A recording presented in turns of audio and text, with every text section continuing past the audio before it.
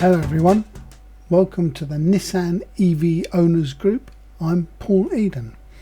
A few days ago Nissan released some new pictures of the 3 new EVs that are destined for the UK and EU market.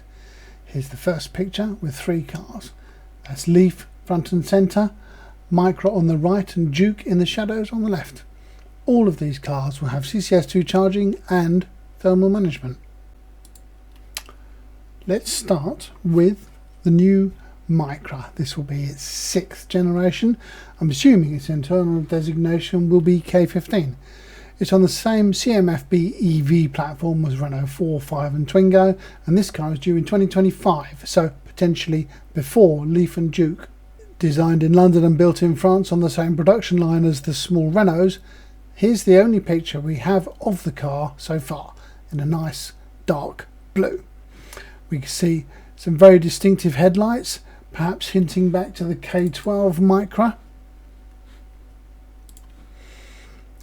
And we see some lower lights elements here that are not illuminated.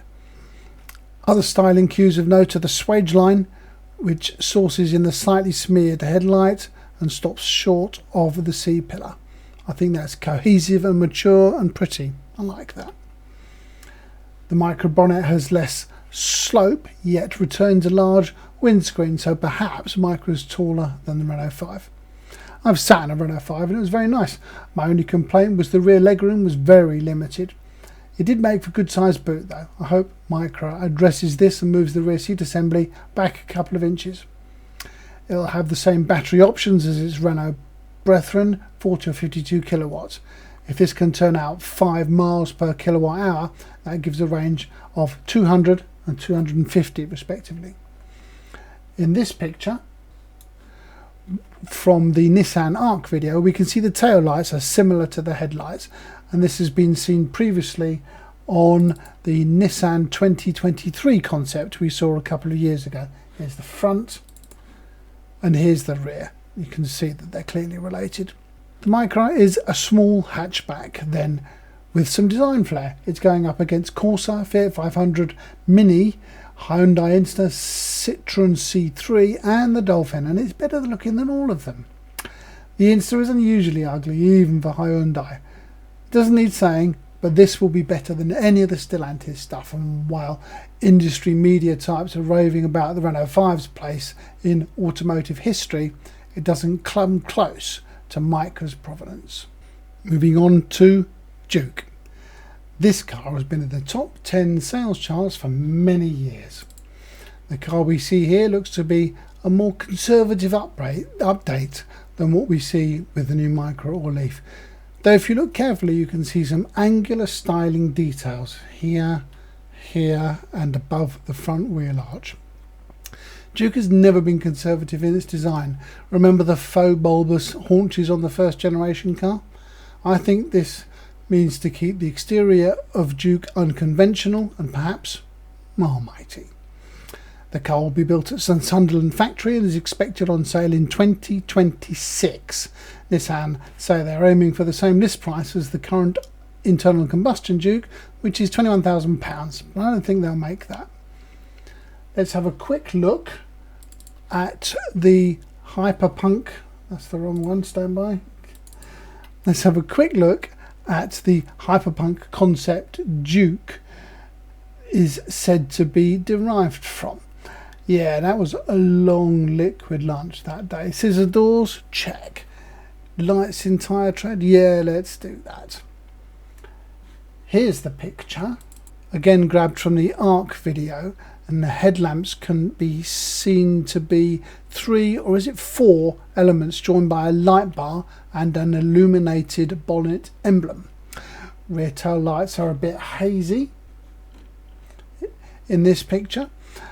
Maybe a single circular lamp mounted quite low down. Perhaps indicator and brake lights are higher in a cluster that we can't see here. Current Juke uses the CMFB platform, which is for smaller B-segment cars. The picture we see here uses the CMF-EV platform, which is for the larger segment C and D cars.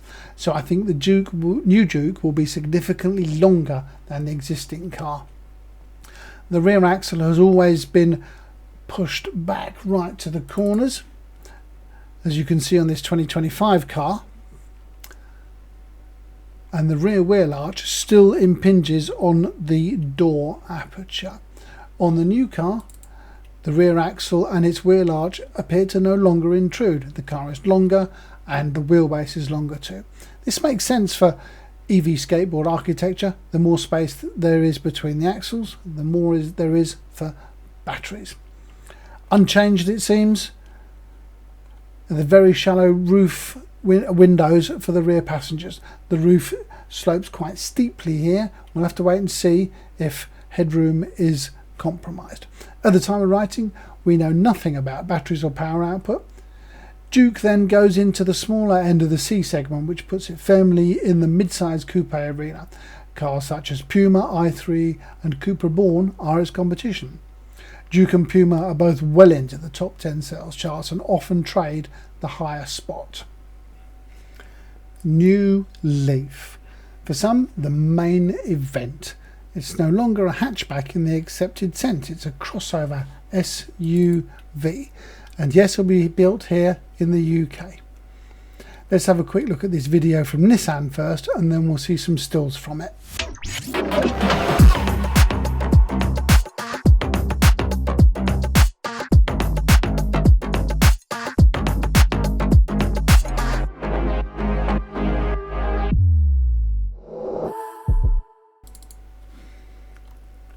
This shape features a couple of times in the video, and I'm told the rear light clusters look like this.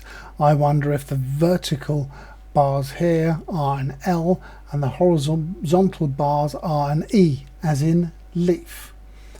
We can see this also here on the CCS2 charge port. Leaf retains its all uppercase name styling, and now with a fancy typeface. The very first few frames of that video appear to show matrix headlights. The first time we'll have seen these on UK Nissans. There's a front light bar here and an illuminated emblem. All very cool. Look at the colour of the original Leaf back at launch in 2010. My car's the same colour. It's known as Sonic Blue. Now have a look at the first official picture we have. It's also a pale blue, perhaps an homage. It clearly has styling cues from its big brother Aria too, though the bonnet slopes more.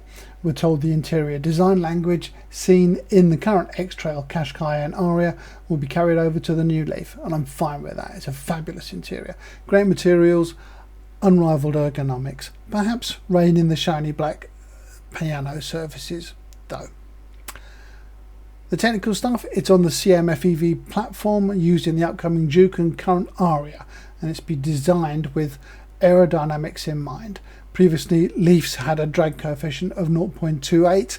This car is 0.25. Lower numbers are better.